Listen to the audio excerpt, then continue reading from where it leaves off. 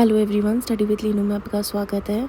हम डिस्कस कर रहे थे क्लास 9 का चैप्टर पहला केमिस्ट्री का मैटर इन आवर सराउंडिंग्स। इसी को ही कंटिन्यू करेंगे आज हम। अभी तक हमने जान लिया था मैटर की 3 स्टेट्स के बारे में। अब कंटिन्यू करते हैं। सबसे पहला आज का जो यहाँ पे आ रहा है टॉपिक वो है can matter change it's state. क्या मैटर जो है वो अपनी स्टेट को चेंज कर सकता है। हमने अभी तक यहाँ पे जाना था 3 स्टेट्स थी मैटर की, जो कि थी हमारी सॉलिड, लिक्विड और गैस। सॉलिड में क्या थे, पार्टिकल्स एक दूसरे के बिल्कुल पास पास अटैच होते हैं।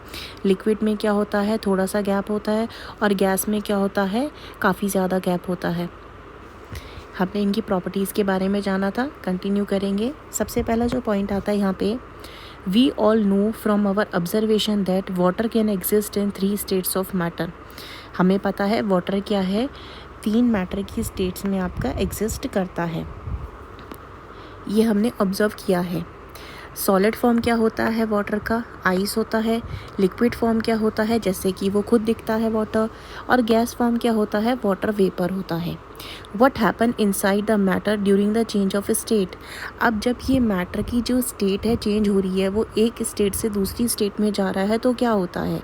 What happens to the particles of matter during the changes of state. Particles के साथ क्या चेंज आता है यहाँ पे मैटर के। How does this change of state takes place, ये होता कैसे है। इन सभी के आंसर जो हम जानते हैं, आगे जा कर के जानेंगे। Effect of change of temperature सबसे पहला आता है। इसे एक्टिविटी के थ्रू हम जानते हैं। Take about 150 gram of ice in a beaker and suspend a laboratory thermometer so that its bulb is in contact with the ice. जैसे कि हमें फिगर 1.6 में दिखाया गया है। यहाँ पे हमें क्या लेना है, हमें लेना है अप्रॉक्स 150 ग्राम ऑफ आइस को एक बीकर में लेना है। ठीक है, जैसे यहाँ पे बताया गया है। सबसे पहला ये फिगर देखेंगे हम। यहाँ पे हमने आइस डाल रखी है और यहाँ पे साथ ही में हमने क्या लिया हुआ है, लेबोरेटरी का थर्मोमीटर लिया हुआ है और यहाँ पे सेट करा हुआ है थर्मामीटर को, और ग्लास रोड से हम यहाँ पे स्टर कर रहे हैं। Start heating the beaker on a low flame. अब यहाँ पे क्या है, नीचे देखिए फ्लेम दिख रही है यहाँ पे हमें। ये बर्नर लगा है, बर्नर में ऊपर फ्लेम जल रही है। धीरे धीरे क्या कर रहा है, यहाँ हीट होना शुरू होगा।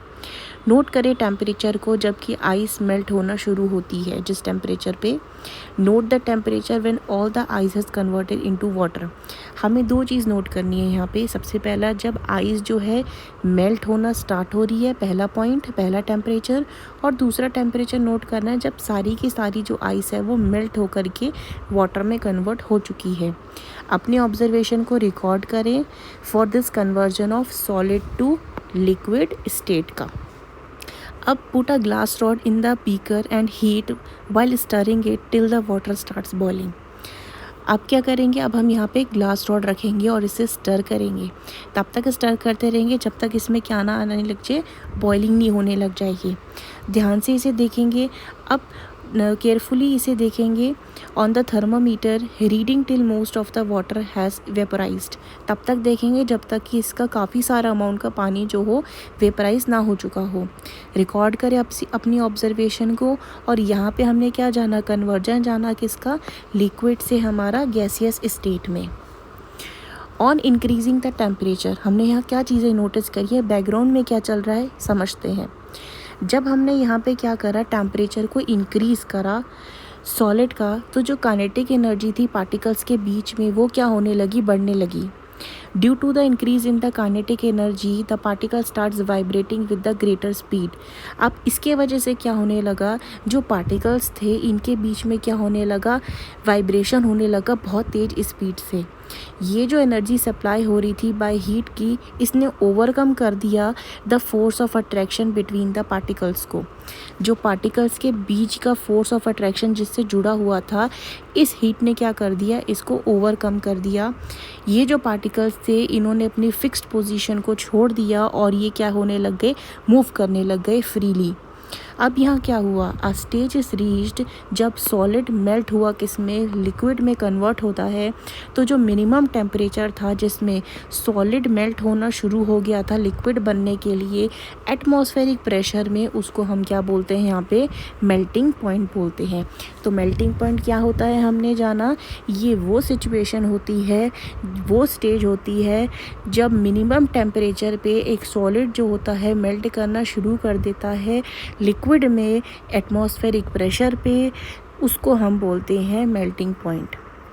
जो मेल्टिंग पॉइंट होता है सॉलिड का, ये एक इंडिकेशन होता है of the strength of the force of attraction between its particle.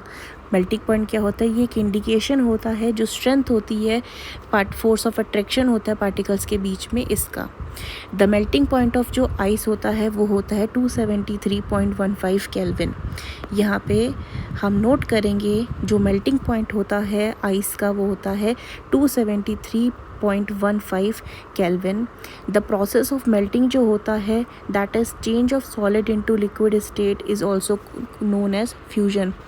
जब आपका सॉलिड स्टेट से लिक्विड स्टेट में जो प्रोसेस शुरू होता है, जो चेंज आता है, इसको हम क्या बोलते हैं, फ्यूजन बोलते हैं। व्हेन अ सॉलिड मेल्ट, जब एक सॉलिड मेल्ट करता है उसका टेम्परेचर सेम रहता है, तो वो जो हीट एनर्जी होती है वो कहाँ जाती है। अब हमसे क्वेश्चन पूछा गया है, इससे पहले यहाँ पे हम देखेंगे नोट है, केल्विन जो है ये ऐसा यूनिट होती है आपकी टेम्परेचर की, और 0 डिग्री होता है आपका 273.15 केल्विन। कन्वीनियंस के लिए हम लेते हैं 0 डिग्री सेल्सियस को equal to 273 kelvin, round off करने के बाद में। To change a temperature on the kelvin scale to the Celsius scale, हमको क्या करना पड़ता है, सब्सट्रैक्ट करना पड़ता है 273 को from the given temperature, and to convert a temperature on the Celsius scale to kelvin scale में हमें ऐड करना पड़ता है क्या, टू द गिवन टेम्परेचर जो हमें दिया होता है।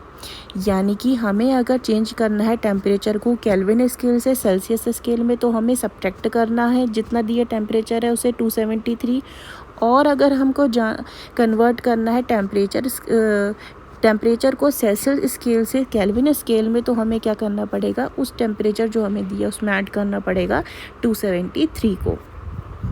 आगे चलते हैं। You must have observe during the experiment of the melting that the temperature of the system does not change after the melting is reached till all the ice melt. हमने notice करा है और क्वेश्चन भी हमसे यहाँ पे arise हुआ है कि टेम्परेचर पे जो है वो तो सेम है, उसमें तो कोई फ़र्क ही नहीं पड़ा है जब तक सारी आइस मेल्ट नहीं हुई, ऐसा क्यों हो रहा है। This happens even though we continue to heat the beaker, हम हीट दे जा रहे हैं तब भी नहीं हुआ। That is we continue to supply heat, ये जो हीट होती है ये यूज़ हो जाती है इन changing the state by overcoming the force of attraction between the particles. ये जो आपकी हीट होती है ये क्या हो जाती है, ये यूज़ हो जाती है चेंज करने में जो स्टेट होती है by overcoming the force of attraction between particles. As this heat energy is absorbed by ice without showing any rise in temperature, it is considered that it gets hidden in the content of the beaker and is known as the latent heat। ये कह रहा है यहाँ पे जैसे कि ये जो हीट एनर्जी है ये अब्जॉर्ब होती है आइस के द्वारा बिना टेम्परेचर को राइज करे, इसे कंसिडर किया जाता है that it gets hidden in the content of beaker and is known as the latent heat. क्योंकि लेटेंट का मतलब क्या होता है, हिडन होता है। तो जो अमाउंट ऑफ हीट एनर्जी जो है is required to change 1 kg of solid into liquid at atmospheric pressure at melting point is known as the latent heat of fusion। सो जो पार्टिकल्स होते हैं वाटर में एट 0 डिग्री यानी कि 273 kelvin में have more energy as compare to the particles in the ice at the same temperature. अब आगे देखते हैं, जब हम सप्लाई करते हैं हीट एनर्जी को टू द पार्टिकल्स, तो पार्टिकल्स क्या करते हैं, मूव करना शुरू कर देते हैं फास्टर रेट में। ये हमने जाना था पहले भी, क्योंकि टेम्परेचर देने से क्या होता है, पार्टिकल्स का मूवमेंट इंक्रीज़ कर जाता है। एक सर्टेन टेम्परेचर में आ करके क्या होता है, ऐसा पॉइंट रीच हो जाता है when the particles have enough energy to break free from the force of attraction of each other. इस टेम्परेचर में जो लिक्विड होता है वो चेंज होना शुरू हो जाता है किस में, गैस में। एट दिस टेम्परेचर जो लिक्विड होता है वो स्टार्ट हो जाता है किस में, चेंज होने में, गैस में। द टेम्परेचर, जिस टेम्परेचर पे जो लिक्विड होता है स्टार्ट हो जाता है चेंज हो, starts boiling at the atmospheric pressure में, इसको हम क्या बोलते हैं, बॉइलिंग पॉइंट बोलते हैं। बॉइलिंग पॉइंट जो होता है इज़ अ बल्क फिनोमेना। जो पार्टिकल्स होते हैं from the bulk of liquid, ये इतना एनर्जी गेन कर लेते हैं ताकि ये अपने आप को क्या कन्वर्ट कर सकें, वेपर स्टेट में कन्वर्ट कर सकें। फॉर वाटर ये जो टेम्परेचर होता है 373 केल्विन होता है। यानी कि अब यहाँ 100 डिग्री सेल्सियस दे रखा है, तो हमें पता है सेल्सियस से केल्विन में कन्वर्ट करने के लिए क्या करना पड़ेगा, हमें गिवन टेम्परेचर के ऊपर ऐड करना पड़ेगा कितना, 273 को ऐड करना पड़ेगा। तो हमारे पास कितना रिजल्ट आया, 373 केल्विन आया। Can you define the latent heat of vaporization? Do it in the same way as we have defined the latent heat of fusion. Particles in the steam जो होते हैं, that is the water vapor जो है 373 Kelvin, have more energy than, ये degree Celsius है, have more energy than water at the same temperature. ये क्यों है, बिकॉज जो पार्टिकल्स होते हैं स्टीम में वो ऑब्जर्व कर लेते हैं एक्स्ट्रा एनर्जी को in the form of latent heat of vaporisation.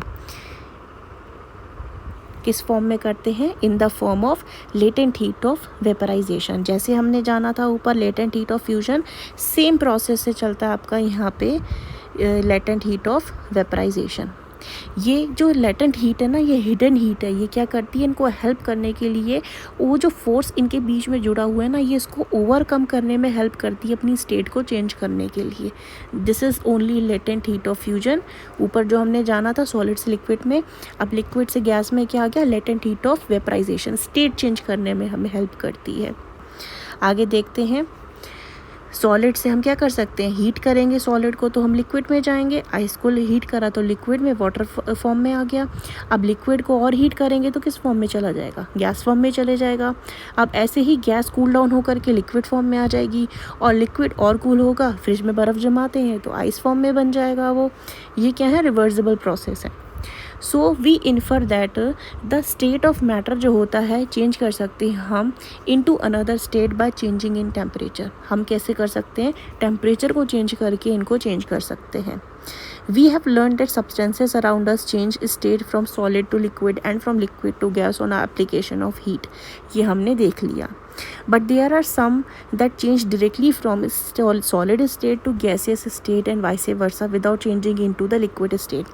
अब कुछ ऐसी भी conditions आती हैं जिसमें क्या होता है, ये solid state से direct gaseous में चले जाते हैं without undergoing the liquid state। वो situation देखते हैं। एक्टिविटी कंसिडर करेंगे, हमें क्या लेना है, कुछ कैम्फर लेना है, इसे क्रश करना है और चाइना डिश के ऊपर रखना है। पुट एन इन्वर्टेड फनल, यहाँ फनल दिखाया गया आपको, ये है inverted funnel. Over the China dish put a cotton plug, यहाँ पे ऊपर कॉटन प्लग लगाया हुआ है। On the stem of the funnel now heat slowly and observe. अब इसको नोटिस करेंगे, नीचे से हमने बर्नर लगा रखा है और यहाँ पे हीट दे रहे हैं। What do you infer from the activity, अब आप क्या नोटिस करेंगे, यहाँ पे हम यहाँ देखते हैं चेंज हो रहा है हमारा स्टेट में directly from the solid to gas without changing into the liquid state, और इसको हम क्या बोलते हैं, सब्लिमेशन बोलते हैं। सब्लिमेशन क्या होता है, ये वो स्टेट होता है, चेंज ऑफ स्टेट होता है जिसमें आपका सॉलिड से डायरेक्टली किस में कन्वर्ट हो जाता है, ये गैस में without undergoing the liquid state. इस कंडीशन को हम क्या बोलते हैं, सब्लिमेशन बोलते हैं। और the direct change of the gas to solid without changing into the liquid, इसको हम क्या बोलते हैं, इसको हम बोलते हैं डिपोजिशन बोलते हैं। यानी कि अगर हम यहाँ देखें, सॉलिड से अगर हम जाते हैं गैस में तो इसको बोलेंगे हम सब्लिमेशन, और अगर हम गैस से जाते हैं सॉलिड में विदाउट अंडरगोइंग लिक्विड, इसको हम बोलते हैं डिपोजिशन। क्लियर है। अब हम आगे बढ़ते हैं। नेक्स्ट आता है effect of change of pressure. अब प्रेशर का क्या इफ़ेक्ट होगा, अभी तक हमने टेम्परेचर का इफ़ेक्ट जाना था, अब हम जानेंगे कि प्रेशर का क्या इफ़ेक्ट बनता है। We have already learned that the difference in various state of matter is due to the difference in the distance between the constituent particles. ये हमने जाना था कल. यहाँ पे जो different states arise हो रही हैं, इनका reason क्या है? इनका reason है इनके बीच में क्या है?